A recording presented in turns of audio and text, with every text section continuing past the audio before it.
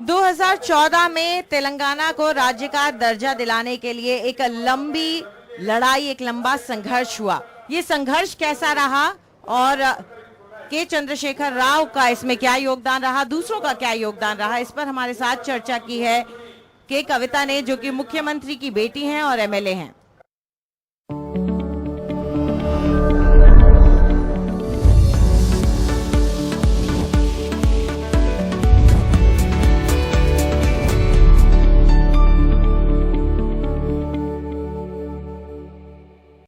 आज का दिन बहुत अहम है।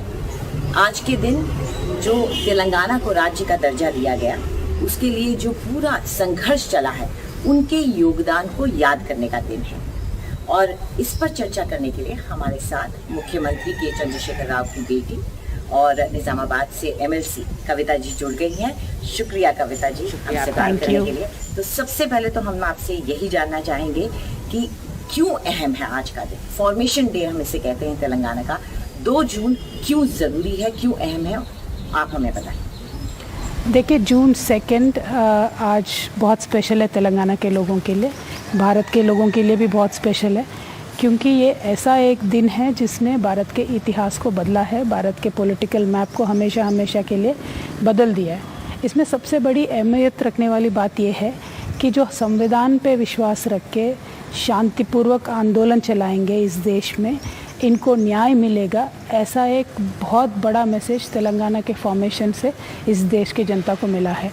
तो अगर कोई आंदोलन करना चाहे, किसी में अगर क्षमता है उसको सस्टेन करने का, किसी में अगर हिम्मत है सच बोल के, सच के आधार पे संविधान के दायरे के अंदर काम करने का किसी को क्षमता है, तो बराबर वो मूवमेंट सक्सेस होगा। ये हमारे तेलंगाना मूवमेंट ने हमें सिखाया है। तो आज के दिन बहुत स्पेशल है, not only for people of Telangana but for the entire country, because India is the biggest largest democracy in this world. और जो डेमोक्रेटिक वैल्यूज़ है उसको ज़िंदा रखते हुए हम आगे बढ़ रहे हैं, because we are a diverse country, we speak 2500 languages और more, but we are all together because of our democracy and the values that we are protecting. So in a very, very optimistic way, I really believe that June 2nd is very, very, very special for Telangana people as also for all the Indians. तो आज का दिन अहम है, ये तो हम समझ गए, लेकिन इसको किस तरीके से मार्क करेंगे? How are you going to mark this day? पूरे राज्य भर में आज क्या होने वाला है? जी देखिए, जब से तेलंगाना का राज्य का गठन हुआ है उस दिन से लेके आज तक हमने यूजुअली 1 वीक सेलिब्रेशंस किया है। तो state formation is very special as I said, क्योंकि वो एक दिन का मांग नहीं था, वो 60-70 ईयर्स का मांग था। तो जब वो पूरा हुआ है, so we took 5-6-7 days to celebrate. First 5 years we did that 7 days of celebration, then we reduced the quantum. We said we will do it throughout the year, we'll spread out the celebrations, because in whatever we do वो तेलंगाना के बारे में ही कर रहे हैं। और जो सपने हमने देखे थे मोमेंट के टाइम पे, उनको सच करते हुए आज काम कर रहे हैं। तो सेलिब्रेशन तो पूरा साल भर ही चलते रहता है, क्योंकि देखिए अगर तेलंगाना का साहित्य अकेडमी बना है तो जो पहले हमारे राइटर्स को इम्पोर्टेंस नहीं मिल रहा था, आज साल भर उन्हीं को इम्पोर्टेंस मिलता है, उन्हीं के बुक छापते हैं। तो हमारी हिस्ट्री जो नेगलेक्ट की गई थी उसी की अभी बुक छापती है। तो हमारी जो इंडस्ट्रीज़ डेवलप नहीं हो रही थी अभी वो डेवलप हो रही है। तो हमें जो फंड्स नहीं मिल रहे थे वो अभी हमारे गाँव में फंड्स जा रहे हैं। तो it's a celebration across through out the year, but on this day particularly Honorable CM, hoists the national flag at Golconda Khila. Golconda again represents a very unique relationship that we have in Telangana, and the unique history of Telangana is represented by Golconda Fort. तो वहाँ पे flag hoisting होता है. वहाँ से honourable sir gives us a direction for the whole of the state कि आज तक हमने क्या किया, कल के डेवलपमेंट का एजेंडा क्या है. So it's a very brilliant celebration, and even at the Golconda Fort, thousands of cultural art formats and artists come together to represent कि तेलंगाना के specific art formats जो है वो डिस्प्ले पे वहाँ पे रखे जाते हैं. तो आप देख सकते हैं बहुत शोर होगा, बहुत इंटरेस्टिंग, वेरी फेस्टिव मोड में सेलिब्रेशन होता है. Not a dry celebration but festive mode में होता है सेलिब्रेशन. बिल्कुल. और जो आज का दिन है, जिस संघर्ष को जिसका ये प्रतीक है, अगर हम उस संघर्ष की बात करें तो आपके पिताजी ने उस संघर्ष को पूरी दिशा दी थी. आप भी एक युवा कार्यकर्ता के तौर पर उससे जुड़ी थी, तो आपको क्या क्या याद है उसके बारे में? What are your memories of this movement? देखिए, I remember in 1999 I went to US to pursue further studies. My father started a political party in 2001. But 99 से ही एक्चुअली बहुत पहले से उनके मन में ये था कि तेलंगाना के फॉर्मेशन के बारे में काम करें, लेकिन उस टाइम का एग्जिस्टिंग पॉलिटिकल सिनेरियो और equation nothing supported that particular cause. So 99 से लेके 2001 तक का मुझे याद है केसीआर सर ने हज़ारों घंटे चर्चा किया है कि तेलंगाना के फॉर्मेशन के लिए किस तरीके से काम कर सकते हैं, कौन सा एक रास्ता जो है कि वो सक्सेसफुल पाथ पे लोगों को ले जाए और कंक्लूजन तक ले जाए और हम स्टेट को हासिल करें. तो तकरीबन 1.5-2 years he was constantly deliberating with the professors of the state, many constitutional experts across the country. So he's prepared very well. And in 2001 he launched the party, and I remember he's very, very intelligently clubbed the launch of the party with the panchayat elections. So the moment the party was launched, we swept the panchayat polls. So people of Telangana, then Andhra Pradesh, got a hope or got a shocking revelation कि Telangana demand is still alive, and there is, if somebody raises a slogan, there are people to come with you and work with you. So that polls gave us a lot of boost. And I remember from 2001 to 2004, he's worked very, very hard, took the message of the demand of Telangana to the nook and corner of the state. He's in those 3 years, he's invited Sharad Pawar ji, Mehbooba Mufti ji, Ajit Singh ji, सबको उन्होंने बुलाया था. उस time पे बुला के यहाँ पे उन्होंने छोटे राज्यों को सपोर्ट करने वालों को यहाँ लेके आए थे. Then in 2004, it was a memorable, very, very memorable moment, क्योंकि it was the first time when demand of Telangana was made a part of the national agenda. So we had tied up with the UPA with only single demand that state formation has to be made. So it became one of the 9 points which UPA had promised, common minimum program जो होता है, तो that we made. So it was very, very, it gave a lot of hope to people of Telangana and make sure it comes to a logical conclusion. एक युवा राज्य हैं आप, 8 साल ही हुए हैं तेलंगाना को बने हुए, तो आप क्या मानती हैं कि इन 8 सालों में क्या अचीवमेंट्स रही हैं, क्या उपलब्धियां? जैसे हमने कहा, जब किसी को कुछ सपना होता है ना, वेरी सीरियस एस्पिरेशन होता है, तो पहले से प्लान कर रहा होता है कि ये बनने के बाद मैं क्या करूँगा. अगर मुझे इंजीनियर बनना है तो मैं पहले से प्लान करूँगी, मैं इंजीनियर बन के ये ब्रिज बनाएंगे, हम ये काम करेंगे, मैं या मैकेनिकल बनूँगी, क्या बनूँगी. तो जब तेलंगाना राज्य का गठन के लिए हमारा जो आंदोलन चल रहा था, उस पूरे आंदोलन के दौरान हर दिन, हर मैसेज, हर मीटिंग सर का आप देखिए, सर बोलते थे कि जब तेलंगाना बनेगा तो हमारे हर खेत में पानी आएगा. तो जब तेलंगाना राज्य का गठन हो गया तो पहले काम हमने क्या किया, खेत में पानी लाने का काम किया है. तो we worked relentlessly on building the largest water project in the world.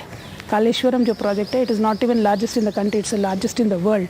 तो वी हैव डन दैट. उसके वजह से क्या हो गया, now we have 1.34 crore acres under irrigation, so which is a huge number. वो हमारा सपना था, डिकेड्स से सपना था हमारा, तो that we fulfilled. Then jobs, government gave a lot of jobs, private industries we've supported. So 16-17 lakh jobs that were created in the last 8 years. It's no joke, and these are not small jobs. These are high paid jobs which will again in turn drive a lot of economy in itself. So indirect jobs तो और ही ज़्यादा आए होंगे. तो like that in every manner wherever we fought, our tagline was Neelu Nidulu Niyamakalu. That means पानी, jobs and पैसा. तो इन तीनों के ऊपर आंदोलन चला था। ये पैसा, ये जो फंड्स हैं पहले हमारे रीजन में नहीं आते थे। Now what we've done, we've very carefully drafted laws. We very carefully made sure each and every segment of Telangana people get those funding. Like हमारा दलित बंधु है, राइतु बंधु है, so farmers get money, Dalits get money, women get money, sarpanches get money, and even urban local bodies get money. So decimation of funds has been done very well. So that I believe in itself is the largest achievement, and that is why we are growing at the rate which even no state in the country can match us. तो 8 सालों में किया तो बहुत कुछ है, लेकिन आगे क्या करने का वादा है? आगे तो और भी बहुत कुछ करना है। अभी जो हमने अच्छा राइट एक कोर्स सेट किया है हमारे लोगों के लिए, जिनके एस्पिरेशन को फुलफिल करने का हर इश्यू पे, हर लेवल पे जो काम हो रहा है उसको एम्पलीफाई करना है। और नए नए टेक्नोलॉजी आ रहे हैं, नए नए काम मिल रहे हैं लोगों को, तो उनके ऊपर लेजिस्लेट करना है। जो लैंड के इश्यूज़ है, जो परमानेंटली एक सिक्योरिटी लोगों को देना है प्रॉपर्टी के इश्यू में, तो that we are working on. यहाँ पे आज जहाँ कोई आके एक इंडस्ट्री सेटअप करना चाहता है, within 15 days the state has to give him permission, otherwise he can just directly start his industry. ये तो कहीं पे भी नहीं है दुनिया में। तो we've created policies which are very very unique and under democratic setup. As I said, the respect on the constitution, the framework which we are to operate in, we strictly follow that. So the development also as a result has followed us for this country. जी कविता जी, हमसे बात करने के लिए बहुत बहुत शुक्रिया आपका, और आपको आज के दिन के लिए शुभकामनाएं, और आगे के आपके जो प्लान्स हैं उसके लिए भी आपको बेस्ट ऑफ लक। शुक्रिया हमसे बात करने का। Thank you so much.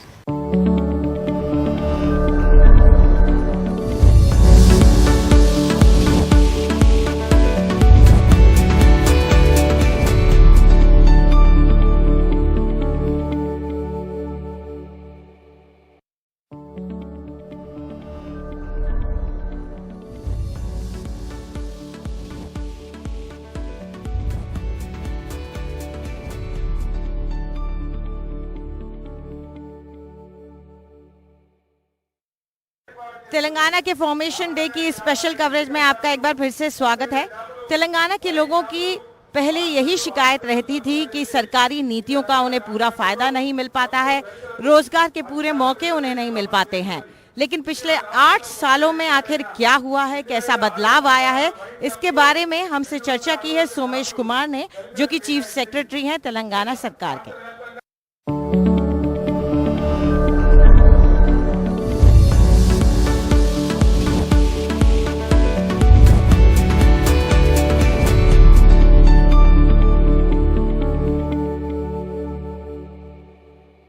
Telangana बनने के बाद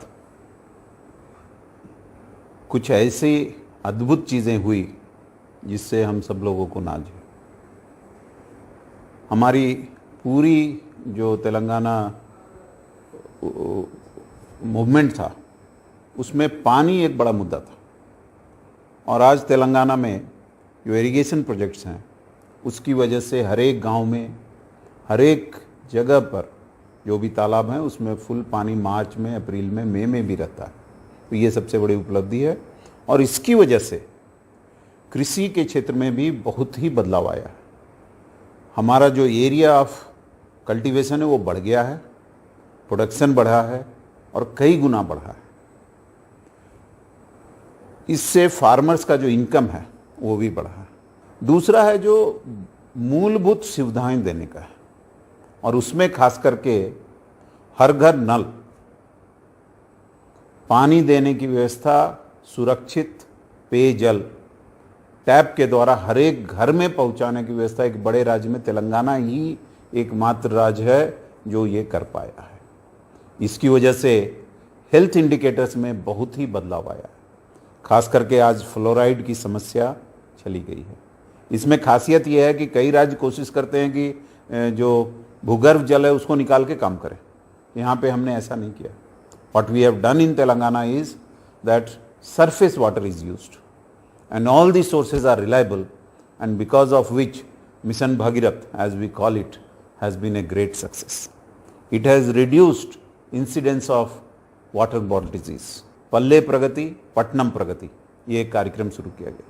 इस कार्यक्रम में हमने ये कोशिश की, हमारी सरकार ने, कि जो भी जीवन स्तर है उसको बढ़ाया जाए। और आज मुझे खुशी हो रही है कि आप तेलंगाना के किसी भी गांव में जाएं, वहाँ की सफाई का जो स्तर है आपको आश्चर्य करेगा। रोज़ सवेरे हर एक घर में एक ट्रैक्टर जाता है और वहाँ पे जो कचरा है दोनों अलग से निकाल के लाता है, सूखा हुआ कचरा और गीले कचरे को, और उसको फिर इधर उधर फेंकने के बजाय हमारे जो गांव में, हर एक गांव में हमने जो डिसेग्रीगेशन का शेड बनाया है उसमें उसको प्रोसेसिंग होता है और कंपोस्ट भी बनाया जाता है। इसी तरह शहरों में व्यवस्था है। इसलिए आज तेलंगाना के हर एक ग्राम पंचायत में एक ट्रैक्टर है, एक ट्रॉली है, एक टैंकर है, और हर एक गांव पहले से साफ सुथरा है, हर एक शहर पहले से कई गुना साफ सुथरा है। हमारा जीडीपी आज पूरे जो हमारे स्तर के राज्य हैं उनकी तुलना में बहुत अच्छा है, ग्रोथ बहुत ही अच्छा है। 8 सालों में हमने अद्भुत प्रगति लाया है। पर कैपिटा इनकम में बड़े राज्यों की तुलना में हम सबसे आगे हैं। हमने सारे राष्ट्रों को पीछे छोड़ दिया है। कुछ छोटे राज्य हमसे आगे हैं, वो भी कुछ दिनों की वही बात है। सरकार काफ़ी संवेदनशील है और हमारे यहाँ जो आसरा पेंशन मिलता है 2016 रुपये का, हर एक गरीब आदमी को, महिला हो या पुरुष, उनको ये दिया जाता है हर एक महीने। उससे उनके ज़िंदगी में जो भी बेसिक सुविधाएं हैं वो दिया जा रहा है। केसीआर किट की वजह से पूरा जो महिलाओं का स्वास्थ्य है और बच्चों का स्वास्थ्य है उस पर बहुत ही पॉजिटिव असर पड़ा है। फार्मर्स को मदद करने के लिए आज हमने तेलंगाना में एक स्कीम है जिसको हम रैत बंधु बोलते हैं। उसको देख के कई राज्यों ने इस तरह का स्कीम भी लगाया है। रैत बंधु में हर एक फार्मर को 1 एकड़ के ऊपर 10,000 रुपये प्रति वर्ष दिया जाता है। आज तक इस स्कीम के तहत ही 50,000 करोड़ बांटा गया है और उसकी वजह से भी एग्रीकल्चर में, कृषि में बहुत ही बदलाव आया है। हमारे इसी तरह के दूसरे भी स्कीम हैं।